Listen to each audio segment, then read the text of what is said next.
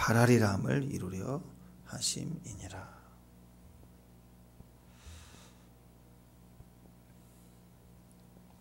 자, 오늘 말씀 시작을 보면 이제 손 마른 사람을 이제 고치는 장면입니다. 공교롭게도 안식일했다는 이유가 오늘 많은 이야기거리가 되지 않습니까? 자, 손 마른 사람을 고친다. 손이 말랐던 사람을 고친다. 이 내용 속에 메말랐다, 말랐다. 그래서 우리 마음, 사람의 마음, 메마른 사람의 마음, 평안이 없겠죠. 영이 메말라 있는 사람을 향한 메시지다. 이렇게 생각하시면 될 것 같습니다. 이스라엘 사람들은요, 그 생명이 피에 있다고 생각했습니다. 구약의 말씀이죠. 자, 그러니까 손 마른 사람에 대해서 피가 안 통한 거예요. 피가 안 통해서 마른 것이라고 해서 이스라엘 사람들이 큰 고통 중에 하나로 심각하게 여기는 병 중에 하나가 손 마른 사람의 이러한 질병입니다. 이스라엘 사람들 생각으로는 피가 안 통해서 말랐다 이렇게 생각했기 때문에 피에가 생명이 있다고 그랬잖아요. 그러니까 곧 죽음이다 이렇게 생각을 했다는 거죠. 그러니까 피가 안 통해서 손이 말랐다라고 하는 것은 생명이 공급되지 않고 죽어간다. 그래서 굉장히 심각한 상황으로 바라봤다는 거죠. 자, 그런데 예수님께서 내가 생명을 주러 왔다. 그죠? 구원이라는 건 그거죠. 생명을 주러 오신 거잖아요. 그래서 그 손 마른 사람의 질병을 고치고 그 손에 피가 다시 흐르게 하신다. 그래서 그 손을 내밀라 했을 때 손이 말랐던 게 이렇게 회복이 됐다. 초자연적으로 회복이 됐다. 겉으로 보이지는 그 모습보다는 피가 흘러가기 시작했다. 이렇게 보는 거죠. 그래서 주님은 우리에게 다시 생명이 흐르게 하신다. 팔이 없는데 팔이 생겼다. 뭐 그런 치유보다는 팔은 있어요. 근육도 있고 힘줄도 있고. 근데 말랐단 말이죠. 죽어가는 거죠. 피가 흐르지 않으니까, 생명이 흐르가지 않으니까, 예배가 흐르가지 않으니까, 기도가 흐르지 않으니까 말라가는 거예요. 말라. 그러니까 손이라는 개념은 뭔가 일을 해야 되잖아요. 삶에서 일을 하고 활동하고 또 섬기고 봉사하고 그래야 되는데 이게 마르니까, 피가 흐르지 않으니까, 생명이 흐르지 않으니까 바싹 말라서 모양만 있지 근육도 말라가고 피도 말라가지고 아무것도 할 수 없는 손이다 이거죠. 죽어가는 거죠. 사명이 죽어가는 거죠. 상징적 의미로는 사명이 죽어가는 거. 또 나중에 썩으면 또 그 팔에서부터 썩어가면 온몸이 죽어갈 수도 있을 거 아니겠습니까? 그러니까 손 마른 사람들에게 오늘 주님이 어떻게 하시냐? 피가 흐르게 하시고 생명이 흐르게 하시고, 다시 말해서 우리에게 생명을 우리에게 오셔서 생명을 주셔서 우리를 구원케 하신다. 메시아의 모습을 말씀하고 있는 것입니다. 다시 피가 흐르고 다시 신경이 살아나고 그래서 다시 일할 수 있게 됐다. 단순히 왼팔과 오른팔 똑같이 됐다. 건강하게 됐다. 그 개념이 아니라 이제 다시 일할 수 있게 됐다. 다시 사명을 감당할 수 있게 됐다. 생명 없는 자에게 생명을 주어서 다시 살아나게 하신 이유는 다시 일하게 하실 수 있다. 하나님은 다시 사명을 감당하게 하신다. 이런 의미가 있다라는 것입니다. 그러니까 예수님께서 우리에게 구원하신 이유는 단순히 살았다, 치유됐다 그 개념이 아니라 어떤 일을 위해서 하나님이 고쳐주신 거예요. 회복시켜 주신 거예요. 우리 기도를 회복시켜줬다. 사명을 이끌어가야 됩니다. 그냥 기도하면서 그냥 내가 3시간 4시간 기도하게 됐다. 뭐가 보인다. 막 그 즐거움 주라고 한 게 아니라 다 사명을 연결하기. 왜 기도를 살아나게 하시는가? 왜 영적인 임재를 강력하게 주시는가? 또 왜 내 손이 치유된, 내 발이 치유되는가? 내가 다시 영적으로 건강해지게 되는가? 싱싱해졌는가? 나에게 왜 그 병이 치유되고 회복됐는가? 다 사명과 연결되어 있어요. 또 나의 어떤 그 물질을 회복시켜 주시는가? 나의 인맥, 사람 관계를 막 회복시켜 주고 증가되고 있는가? 다 그게 사명과 연결되어 있다. 그렇게 생각하시면 됩니다. 자, 생명음자에게 오늘 생명이 회복이 되고 또 팔이 회복이 됐고 그리고 이제 사명을 감당할 수 있는 치유가 회복이 된 날이 됐는데 그 날이 이제 안식일이었다는 거죠. 안식일에 이게 치유되니까 이제 시비를 거는 사람들, 바리새인들이 이제 등장을 합니다. 그러니까 예수님 오늘 어떻게 하시냐? 그들의 삶 속에 너희 지적하는 바리새인들의 삶 속에 있었던 행위들, 늘 하고 있는 그 행위를 예로 들어서 지적해요. 그냥 상상을 하거나 이게 옳은 거야 라고 가르침을 주면 듣겠어요? 안 듣죠? 자기들은 늘 하고 있는 것을 통해서 지적을 하세요. 그 내용이 뭐였냐? 11절, 12절 한번 보십시다. 11절, 12절 시작.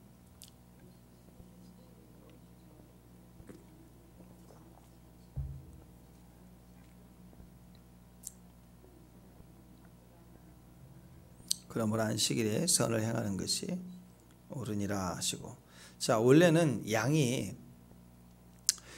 구덩이에 이렇게 빠졌잖아요. 이제 구약 율법에 보면은 동물 스스로가 이 구덩이에서 나올 수가 없어요. 그러니까 나올 수 있게 하기 위해서 뭐 해야 되느냐? 널판지를 이렇게 넣어주라는 거예요. 널판지를. 그러면 이제 이렇게 해서 나올 수 있겠죠. 이렇게 넣어주라. 이게 유대인의 기본 규례입니다. 그러니까 예수님께 시비 걸었던 바리새인들은 이런 그 유대인들의 그 옛날부터 규칙 규례에는 널판지를 넣어줘서 스스로 나올 수 있게 하라. 이게 이제 유대 율법에 이제 나와 있는 내용들인데 여기에 이제 유대인들은 한술 더 떴어요. 유대인들은 거기다가 안식일이잖아요. 그러면은 야, 안식일 일을 하면 안 되지. 그래가지고 안식일에는 구덩이에 빠진 양에게 먹을 걸 줘요. 한 손으로 줄 수 있으니까 먹을 걸 줘서 먹고 견뎌라 이거예요. 그래서 이 안식일이 지나면 꺼내주는 거예요. 유대인들은 경건해야 되는. 그래서 바리새인들은 유대인 중에 더 거룩한 존재들이니까 일을 하면 안 된다. 그래서 먹을 것을 줘서 구덩이에 하루 정도 이제 하루 지날 때까지 기다렸다가 꺼내준다. 이게 이제 안식일을 지키는 바리새인들의 모습입니다. 그런데 거기에 조항이 하나 더 붙어요. 만약 그 동물이 거의 죽어갈 지경이다, 위험하다, 정말 막 이제 빠져서 이제 거의 죽어갈 것 같다. 그러면 그때는 안식일일지라도 직접 동물을 끄집어내라 이렇게 얘기하고 있어요. 왜 그랬을까요? 이익이잖아요. 그 손해 보면 안 되잖아요. 자기 이익이 당장 손해 보니까. 그러니까 늘 일상에서 그랬다는 거예요. 그러니까 법을 정해놨어요. 그게 법을 안 정하면 양을 끄집어내면 비난받을 거 아니에요. 이랬다. 그러니까 야, 이건 우리가 예외 조항으로 합의해 놓자 해가지고 합의를 해놓은 거예요. 그러니까 예수님은 야, 너희들은 니네 양이 이렇게 구덩이에 빠져있을 때는 위험하다 위험하지 않다의 기준이 어디가 있느냐? 자기 판단이에요. 바리새인 자기 판단에 살리고 싶으면 위험하다 빨리 건져라. 그리고 위험하지 않다 그러면 야, 먹을 거 줘라. 그런데 거의 먹을 걸 안 주겠죠. 그 기준이 정해져 있지 않기 때문에. 너희들은 너희 양이 빠졌을 때 안식일이라도 얼른 생명 살린다고 가서 끄집어내는데 너희들 그렇게 하지 않느냐. 근데 야, 안식일에 사람이 귀하니 안식일에 양이 귀하니 사람이 양보다 귀하지 않느냐. 생명을 살리는 게 옳은 거야. 주님이 이렇게 얘기를 합니다. 그러니까 영적으로 보면은요, 왜 이 사람들은 그렇게 반응할까? 사람에 대해서 당연하죠. 사람이 귀하죠. 양보다. 근데 왜 사람에 대해서 정죄하고 미워하냐? 왜 그러냐? 메말라 있다는 거죠. 메말라 있다. 그러니까 오늘 이 손마른 사람을 고치는 걸 통해서 우리의 중심의 메마름, 영적 메마름을 확인해 주고 있는 거예요. 우리가 메말라 있다는 걸 모르는 거예요. 영이 메말라 있다는 것을 모르는 거예요. 차라리 손 마른 사람들은 손이 말라서 일을 못하니까 아, 나는 메말라 있어서 일을 못한다 하는 자각이라도 있는데 영이 메말라 가는 걸 잘 못 느끼는 사람, 마음과 생각이 바싹 말라 생명이 없어요. 말하는데 생명이 없는 말, 기계적인 말만 하는. 본인은 그걸 모른다는 거죠. 그래서 신앙생활 하다 보면 어느 순간 팔이 없는 게 아니라 팔이 있는데 메말라가요. 신앙생활 하다 보면 나타나는 현상 중에 하나가 반드시예요. 누구도 예외 없습니다. 반드시 메말라가는 데가 온다는 거예요. 오늘 본문에 등장하는 바리새인들, 이 바리새인들은 이방 사람들, 예수님 안 믿는 사람들이 아니란 말이에요. 더 철저히 믿겠다고 하는 사람들. 이름 자체가 바리새라는 뜻 자체가 거룩하다, 구별됐다. 바리새인 그러면 나는 너와 달라, 구별된 자야. 나는 더 이상 세속 사람들과 같이 안 살 거야. 근데 결국 바리새인 그러면 나는 너와 달라, 너같이 안 살아 나는. 이런 교만이 됐다는 거예요. 왜 그럴까요? 하나님을 향해서 신앙을 지키겠다, 세상에 굽히지 않고 신앙을 지키겠다, 믿음의 도를 떠나지 않겠다, 그렇게 시작을 했는데 결과적으로는 바리새인, 바리새파 사람이다. 그러면 나는 너와 달라, 이런 교만으로 갈 수밖에 없었던 이유가 어디 있었을까? 메말랐기 때문에. 메말랐기 때문에.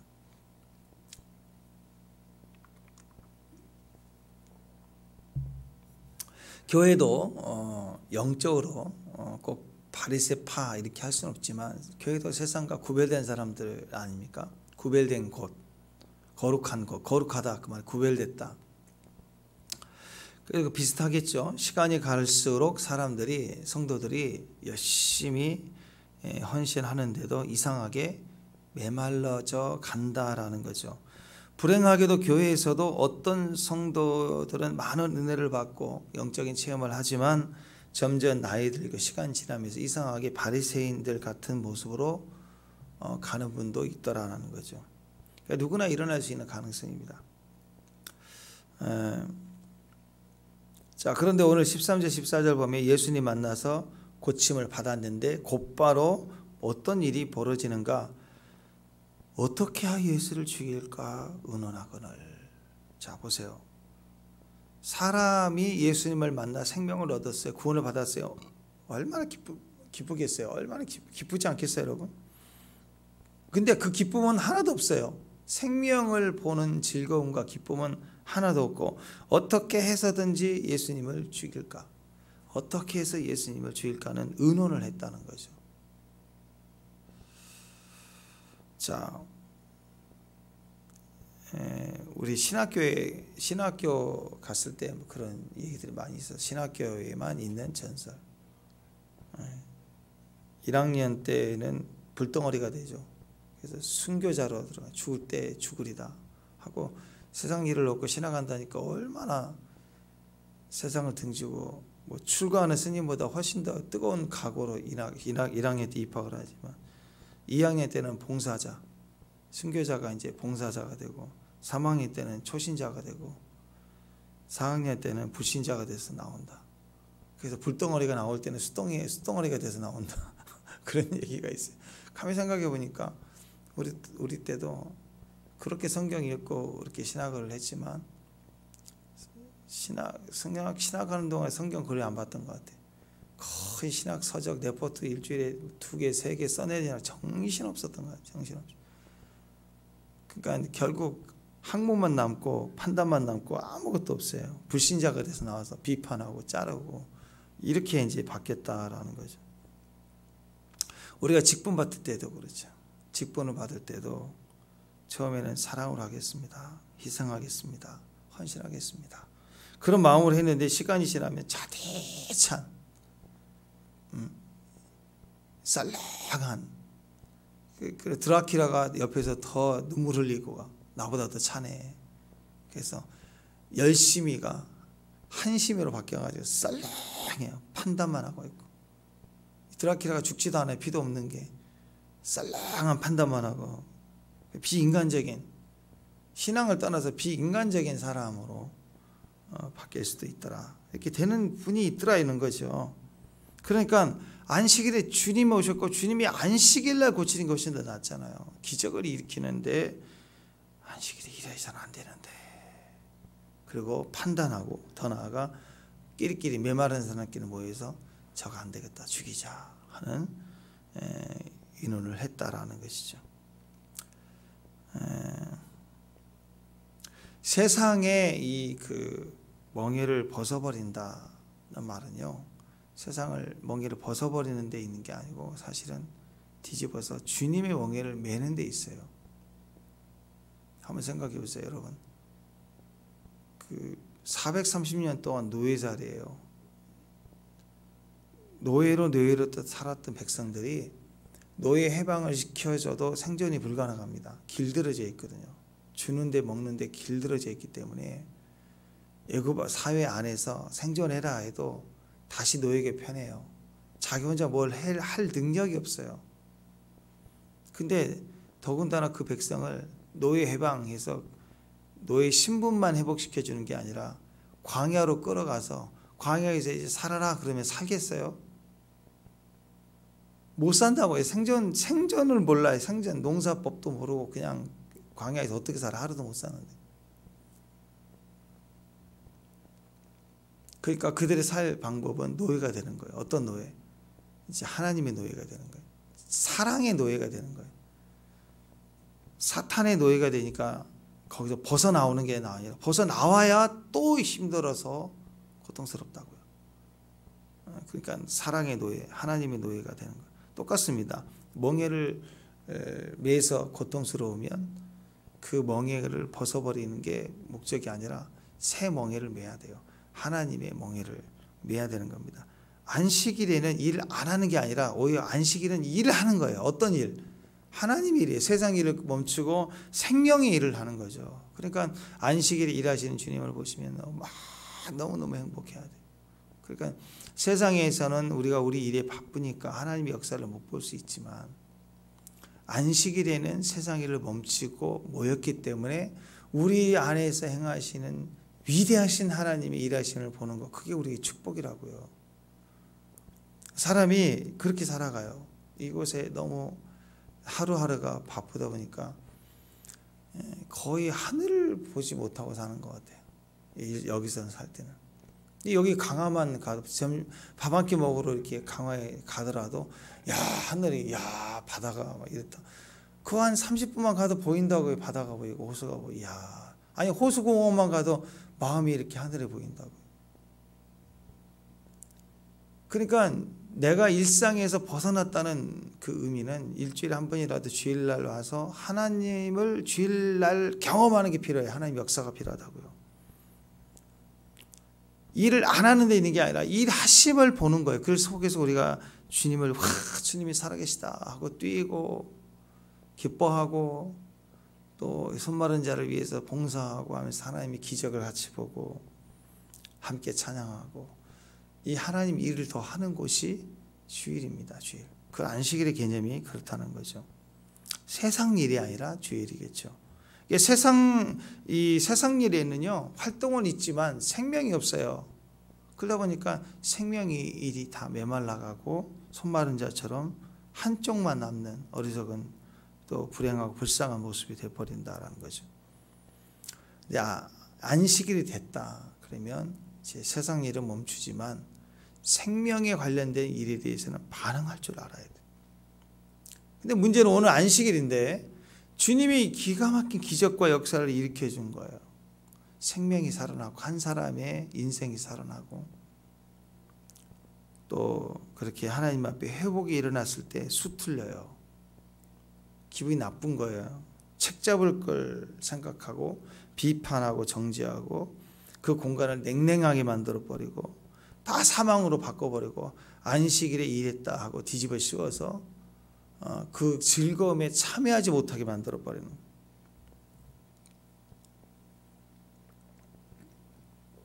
자, 어느 순간 우리 신앙의 생명이 약해져요. 콜레스테롤처럼 신앙의 줄기가 뭔가 끼면 약해져요. 피가 약해져요. 말라가겠죠. 손이 말라가요. 점점 봉사하는 데 빠져요. 그러면 지금 계속 연결되어 있죠. 사명으로 즐겁게 했는데 어려워도 사명했는데 어느 순간 짐처럼 느껴져요. 그래서 누구는 얼마 했고 나는 어떻게 얼마 정도 해야 되고 판단하기 시작하고 그러니까 손이 말라가는 거예요. 점점 일을 안 하게 되죠. 뒷전에 서 있죠. 그래서 점점 예언적 모임도 빠져요. 점점. 그래서 계속 그 영에서 계속 메말라가고 있는 거예요. 그래서 뭐만 남는지 잘 알아요? 나는 항상 옳다 생각만 남아요. 딱 이게 바리새인의 모습인 거예요.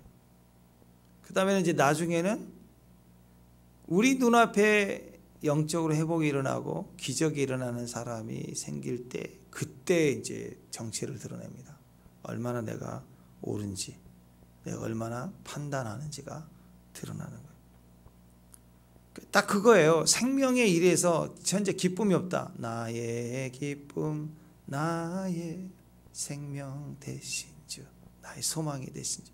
막 올라와야 되는데 생명에 대한 기쁨이 없어요. 기대감이 없어요. 주일에 대한 기대감도 없고요. 새벽에 대한 기대감도 없어요. 의무적으로 하는 거예요. 점점 기쁨이 살아요. 말라가고 있다니까요.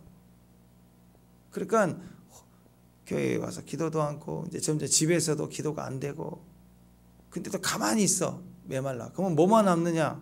나는 옳다. 그것만 나와. 머리 계산만 하고 판단만 하고 점점 자기 중심으로 되고 그러니까 자기에 속한 것까지 다 메말라가요. 자기 일도 메말라가고요. 관계도 메말라가고 가족도 메말라가고 다 그런 거예요. 그러니까 뭐만 남아요? 비판, 판단. 나도 판단하니까 남에게 내가 판단받는 것도 싫으니까 그냥 굳어져 버리는 거예요. 무궁화꽃이 피었습니다. 가만히 있는 거예요. 세상 말에 가만히 있는 거예요. 찬송가에 반응할 줄 모르고 무궁화꽃이 피었습니다. 그럼 탁 멈추는 거예요. 계속 판단만 해. 메말랐다는 증거입니다. 그러니까 이 사람, 저 사람 말 한마디로 탁 던져주는 말마다 상처 주고 교회를 혼란스럽게 하고 심각한 건 뭐냐? 본인은 옳대요. 나는 옳다. 나는 의롭다.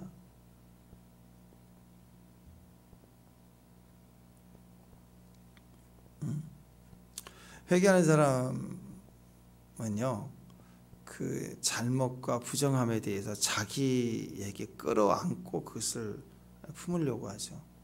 엎드리는 거예요. 그 부모는 자식이 아파도 아이고 내가 태교를 잘못 먹을 제 임신했을 때 많이 안 먹어서 제가 이렇게 약하나 보다. 그리고 또 살이 쪄 있으면 아이고 내가 태교할 때 많이 둘째보다 내가 또 많이 먹었더니 셋째가 저렇게 살이 쪘다고. 다 끝까지 품어. 그 자식이 자기가 많이 먹은 거고 또 자기가 뭐 안 먹은 거고 운동하지 않은 거고 그걸 다 내재야 하고 품고 있잖아요. 그게 회개하는 사람과 같은 거예요. 이스라엘의 열조의 죄까지 끌어와서 안고 회개하고 우리가 모이자 여호와 앞에 서자. 여호수아도 나와 내 집은 하나님만을 섬긴다부터 국가의 지도자로서 국가의 일을 나와 내 집에서 풀어가기 시작했어요. 거기서부터 나부터 하겠다라고 자기부터 풀어간 거예요. 남에게 얘기하는 게 아니고. 근데 주로 자기는 메말라가면서 다 그 원인을 어디다 두냐? 다른 사람에게 판단하고 그것을 지적하기 시작했다. 모세의 율법이죠. 모세의 율법은요 그리 많지는 않습니다. 10가지 10계명부터 시작해서 저기 신명기, 레위기 이렇게 나와 있는 제사를 이렇게 지내라 저렇게 이게 다 율법이에요. 근데 그거 해봐야 뭐 얼마나 되겠어요. 근데 거기를 세분화해 갖고 600개 이상 율법 행위를 만들어 놨어요. 10계명도 10가지 계명이지만 사실 더 좁혀보면 하라 하지 말라 딱 그걸로 나눠지는 거예요. 딱 정해졌어요. 그게 더 이상 많지도 않아요.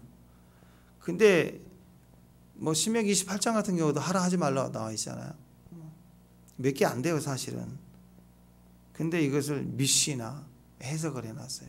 탈무드 막 지혜서 해갖고 613개의 경구 또 365개는 하지 말라 248개는 하라 막 계속 나눠놨고 그걸 또 해석을 해놨어. 많이 아까 같은 경우도 넣어가지고 위험하면 안식일이지만 빼라 막 이렇게 정해놨단 말이에요. 복잡하게. 안식일을 거룩하게 지켜라. 그 한 마리를 갖다가 안식일에 금지된 39가지 멜라코드 해가지고 안식일에 해서는 안 된다 하라 뭐 이걸 정리해 놓은 것 중에 하지 말라 뭘 적어놨어요. 씨 뿌리기, 뭐 밭갈기, 주소하기, 뭐 거두기, 타작하기, 실 뽑기, 털 깎기, 선 긋기, 알파벳 두 글자 이상 쓰지 않기. 세 글자 두 글자 쓰면 안 돼. 한 글자는 써도 돼. 알파벳 두 글자 이상 지우기 하지 말기. 지우지 말래. 그것도 일이에요. 편지 찢는 거 뭐 이런 것도 써 있고요. 불 꺼라, 불 지피기 다 그게 하지 말라 져 있어요. 이게 누구 일이에요, 누구 일. 이게 생명과 아무 상관이 없는 거예요. 자기들이 정해놓고 자기 이익에 필요한 것을 써놓은 거예요. 예전에 우리 교회들도 그랬어요. 요즘 많이 또 흐려지다 보니까 또 너무 또 이게 우스운데, 예전에 우리 기역자 교회 가봤잖아요. 커튼 쳐가지고 남자 여자 나눠서 예배를 드리고, 뭐 그때 문화가 그러니까. 또 감리교회 이용도 목사님이라고, 그분도 33살에 돌아가셨나. 한국에 나타난 강력한 성령의 사람 중에 한 분이었습니다. 감리교 목사님이신데, 근데 그때 문제가 됐던 게 뭐냐, 기도하면 사람들이 막 쓰러지는 거예요. 근데 생각해 보세요. 그 시대에 남자들은 괜찮은데 여인네들이 치마를 입고 쓰러졌다. 난리가 난 거예요. 저 이단이다, 저거 귀신 들렸다. 일어나서 막 안 일어나니까, 쓰러지니까. 그래서 우리가 하는 그런 사역들을 많이 우리가 익숙해질 수 있는데, 그 당시에는 용납이 안 됐어요. 그래서 이단 정죄하고 못하게 하고 결국 이제 돌아가셨어요. 그래서 그 아들 손자 되신 목사님 때, 지금 때에 뭐 한 10년 15년 전 이전 같은데 다시 그 제소해가지고 복권을 했죠. 이단 아니다. 그래서 명예를 지켰어요. 근데 그 당시는 이해가 되죠. 그래서 처음에는요, 문화들이 교회 안에 그런 문화들 많았어요. 처음에 우리 문화는 다 마룻바닥에서 무릎 꿇고 기도하는데, 어느 날 미국에서 공부하고 오신 신세대 목사님이 장의자, 미국 같은 다 장의자잖아요. 장의자를 바꾸자 그랬더니 방정 맞다고 버르장머리 없게 하나님 앞에서 무릎 꿇어야지 하면서 난리 났어요. 막 그러다가 또 어느 순간 장의자가 다 있다가 90년 초에 이제 이런 개인 의자를 바꾼다 그랬더니 경건해 보이지 않는다 그러고, 테이블 갖다 놨더니 뭐 여기가 뭐냐고 식당이냐 그러고 막 난리예요, 난리. 교회를 등록하려고 그러면 명사로 해야 된다. 명사로 막 제1교회 뭐 이래야지. 뭐 아름다운 형용사는 안 돼. 막 그리고 막 외래어 들어가면 안 돼. 뭐 별 조항이 많아요. 이렇게 다 그게 뭐예요? 자기가 정해놓은 방식들이죠. 누가 치마 입고 다니래? 교회 오면 바지 입고 오라고. 교회에서 쓸 수 있는 악기들, 거룩한 악기들, 피아노, 올겐. 근데 기타는 안 돼. 드럼은 세속적인 게. 색소폰? 이게 뭐 카바레냐? 절대 못 불게 하고. 예배는 강단이 3단으로 돼 있어가지고 절대 못 올라와요. 지성소에 거기는. 감히 어디로 올라와. 청소도 못하게 하고. 3단이에요, 3단. 교회 올 때 양복 입고 와야 된다. 성경을 왼손에 가슴에 딱 안게 심장이 타지하고, 걸음걸이는 거룩하게 경솔하게 걸어야 된다. 우리 군대에 군악대도 아니고 막 그런 룰이 있었다고요. 물론 모양이 좋으면 좋을 수 있겠죠. 경건해 보이고 틈을 두지 않는 모습도 있을 수 있을 것 같아요. 우리 신학교 다닐 때 우리 교수님 생각나는데, 주일날에도 또 집에 계실 때도, 목회하시는 목사님은 아니신데 신학교 교수님입니다. 근데 그분이 집에서 저녁에 이제 잠들기 전까지 집에 있을 때, 휴일날도 집에서는 양복 입고 넥타이 메고 계신대요. 그래서 참, 아니, 그때는 통했습니다. 그때는요, 우리 시차리에서 이렇게 강화에 간다, 식사로 갑니다, 목사님도 모이세요 그러면 다 모이는데, 강화에 산에 간다고 그러는데 양복 입고 오신다고 성경 들고, 그리고 올라갔어요. 우리 땐 그랬다고. 요즘에 누가 산에 갔는데도 구두에다가 양복 입고 성경책 들고 판단이 아닌데 그때는 그 문화가 그랬어요. 어디 가나 목사는 경건해야 된다. 네, 뭐 근데 저는 이제 그 교수님 얘기를 들으면서 이해는 됐어요. 왜냐하면 목사기 때문에 그래야 된다는 게 아니라 자기가 흐트러지더래요. 집에 있을 때 와이셔츠 넥타이를 안 매면 집에 있으니까 막 늘어지고 맨날 누워 있고 시간 가니 자기는 말씀을 보고 연구를 학자니까 해야 되는데 흐트러지더라 이거죠. 가족이 있을 때 같이 놀지. 그래서 가능하면 집에 있을 때도 옷을 잘 차려 입으려고 한다. 그 얘기를 들으니까 이제 좀 이해는 됐습니다. 그와 같이 뭔가를 생명을 위해서는 옷을 입을 수도 있는 거예요. 주일날. 왜 그렇게 하느냐? 생명을 위해서, 생명을 흘러가게 하기 위해서. 이해가 돼요. 그런데 그게 아니라 생명과 상관없이 이런 법을 지정해 놓고 그렇게 해야 되는 걸로 판단하고 있다면 그것은 굉장히 큰 문제가 되지 않겠습니까?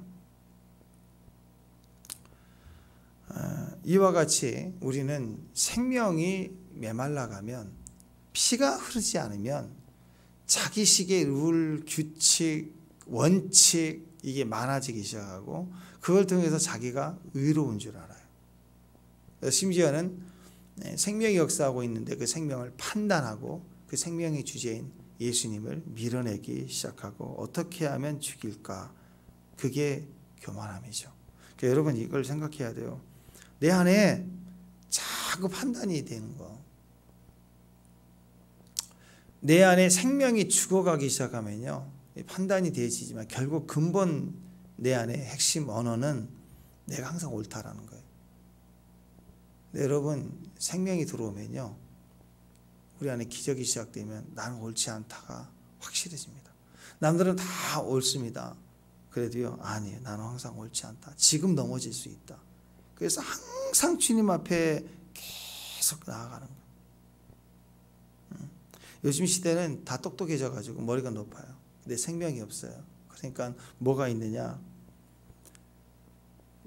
유치원 아이부터 시작해 가지고 뭐 대통령까지 전부 내가 옳대. 국회에서 일어난 일들 보면 내가 다 옳다. 너는 옳다. 잘못됐다. 너는 더 잘못했다. 그리고 생명이 하나도 생명 살리고자 하는 기초가 없어요. 그 내면에서 나오는 얘기가 아니에요. 죽이겠다고 다 따지는 이야기들입니다. 그래서 뭐 요즘에는 뭐 5살, 뭐 6살 말 잘하는 아이들, 말 잘하잖아요, 아이들. 엄마가 잘못을 야단치면 엄마 지금 저한테 화내시는 거예요? 막 이런 소리 나고 있고. 무슨 말이에요? 엄마, 비록 내가 잘못은 했지만 이렇게까지 화를 낼 야단칠 상황은 아닌 거 아니에요? 이렇게 따지는 거잖아요. 아이들도 또박또박 따진다고요. 내가 옳다 이거예요. 잘못했지만 징계는 내가 정해야 되는데 야단은 이 정도 해야지. 한마디면 되지 왜 2마디 하니? 다 정해서 내가 옳은 거예요. 내가 옳다, 내가 옳다. 이게 뭐죠? 생명이 메마른 증거예요. 네. 생명이 풍성하면 엄마가 야단치기 전에 엄마의 그 표정만 봐도 애가 벌써 느끼는 거예요. 막 울어. 엄마 잘못했어. 그죠? 네. 주님 앞에 생명이 흐른 사람들은 올 때마다 엎드려서 주님 하고 주 앞에서 드러내놓고 자기 죄인 것 마냥 다른 사람의 문제도 품어서 기도하는 거죠. 근데 자기 죄조차도 기도하지 않고 기도하는 사람을 조차도 보면서 판단해요. 저는 가슴 아팠, 제가 목회하면서 많이 가슴 아팠던 소리들이 다 기도하고 자빠졌다 이런 소리 하고 지나가는 사람. 그리고 저 사람 왜 교회 올 때마다 울지? 이런 얘기를 딱 들을 때. 그렇다고 제가 불러서 왜 그런 말을 하냐고 야단치기도 뭐 하잖아요. 메마른 사람에게. 교회에 뭘 또 저렇게 오냐고. 저런 옷차림으로 오냐고. 교회에 뭘 또 데리고 왔냐. 뭐 이래. 그런 소리를 툭툭 하고 갈 때. 그리고 우리보다 부족함이 보이면 내가 품어야 되는 거 아니야? 내가 대변해주고 내가 품어야 되는 거 아니야? 근데 판단하고 있어요. 뒷전에 있어요. 한 번도 혹시라도 조금 마음이 불편하면 저한테 올 수 있잖아요. 목사님 이런 일 좀 불편해요. 이 부분에 대해서 어떻게 전 뭐가 없을까요? 그러면 제 생각도 얘기하고 같이 나누면 되는데, 대부분 그런 분들은 저한테 얘기 안 하고 뒤에 숨어서 툭툭 던지고 가는데 제가 안 듣겠어요. 다 들리죠.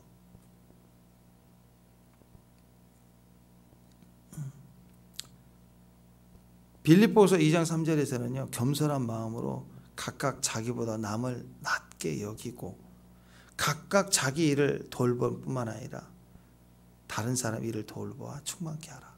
다른 사람 눈에 티에 보이면 내가 닦아주고 챙겨주고 그런 거 아니에요.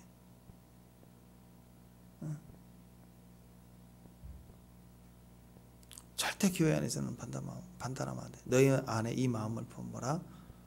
곧 그리스도 예수의 마음, 생명이 계속 흘러나가는 마음을 가지라는. 판단하지 마. 누가 넘어지면 달라가 부축하고 떨어져 있으면 치워야죠. 근데 떨어지는데 청소 안 했네. 여기 담당 누구야? 이게 회사도 아니고 우리 눈에 있는 거 내가 치워야 되는 거죠. 그죠? 교회 안에 흘리면 내가 닦고. 다행히 우리 교회는 다들 그렇게 섬기는 마음을 가져서 너무 감사합니다. 보면은 판단이 많고 지적이 많고 따지고 담당자 누구냐고 그러고. 모르겠습니다. 교회가 커지면 어떤지 모르겠지만 저희 선배 목사님 교회도 그 한 성도 불과 한 달 정도 되나, 주일날 예배 끝나고 이제 그 장로님들하고 서서 나갈 때 밖에서 이렇게 축도 끝나고 얼른 가가지고 악수 이렇게 하잖아요.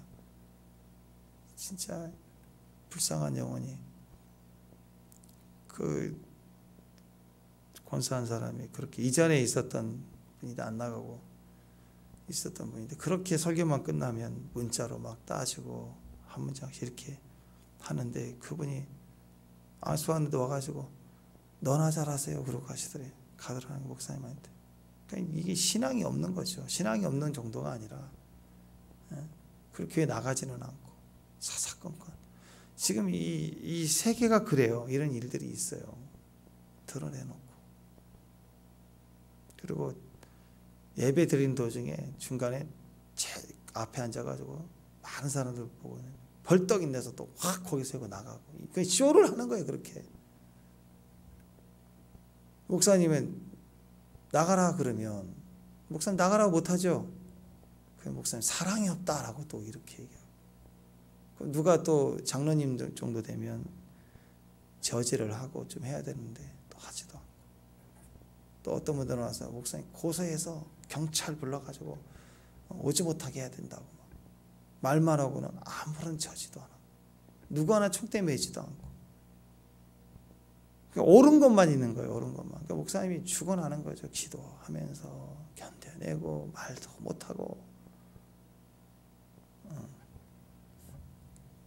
이런 현장들이 많아요. 교회 안에. 그러니까 지금 이 바리새기적인 사람들, 그러니까 이스라엘 사람들이 모여서 뭐하고 있을까? 그 목사님 어떻게 또 쫓아내야지 이런 생각만 하고. 교회 안에 있는 이야기들입니다. 그 교회만 그렇겠습니까?